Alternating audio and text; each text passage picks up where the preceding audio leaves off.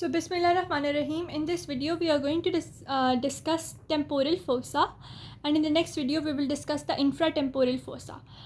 First of all, we will look at the diagram in like a schematic view. Then we will look at the diagram that is actually present on the skull. Then we will discuss its contents and any muscle that is present. So first of all, the temporal fossa, it is something like this. It is oriented something like this. Anteriorly, it has frontal bone, the zygomatic bone. Superiorly, it is limited by the superior temporal line.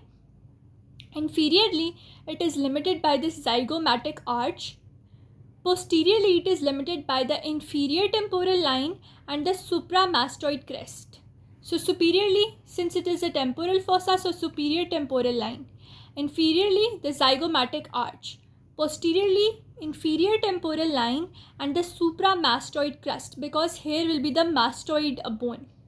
And in the front portion or the anterior portion, we will mainly have the frontal bone and a little bit portion of the zygomatic bone. For the floor of this temporal fossa, we have frontal bone, the parietal bone, the greater wing of sphenoid and the temporal bone. Contents, mainly the content that is attached, here it is the floor, and on the infratemporal line, on the floor, that is all the four bones, and the inferior temporal line, we have the origin of this temporalis muscle.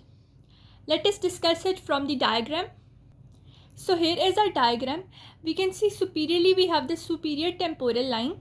Inferiorly, since this is the zygomatic bone and it is the zygomatic arch, so inferiorly the bone or the temporal fossa is limited by this zygomatic arch. Posteriorly, there is this inferior temporal line and a supramastoid crest. In the floor, we can see this purple portion is the frontal bone. This portion is the parietal bone. This portion is the temporal bone. This portion is the sphenoid bone. And anteriorly, there is a little bit portion of the zygomatic bone that is also invested.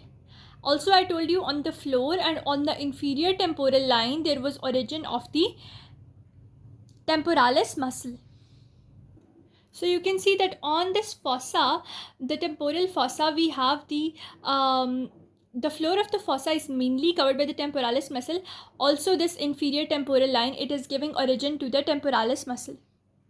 Now for the contents, firstly we had the temporalis muscle that we discussed had its origin from floor and inferior temporal line.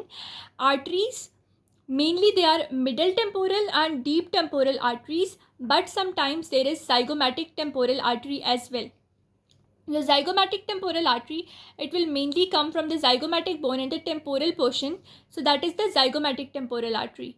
The middle temporal artery comes from superior temporal artery or the superficial temporal artery, and deep temporal artery comes from the maxillary artery. So this middle temporal, it is mainly a branch of the superficial temporal artery, which is actually a branch of the external carotid artery.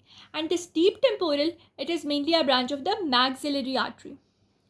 For the nerves, similar to the zygomaticotemporal artery, we have a zygomaticotemporal nerve. Also, we have a deep temporal nerve, and this deep temporal nerve is going to supply the temporalis muscle. So arteries are very much easy: middle and deep temporal arteries and zygomaticotemporal artery. Similarly, nerves, zygomaticotemporal nerve and deep temporal nerve.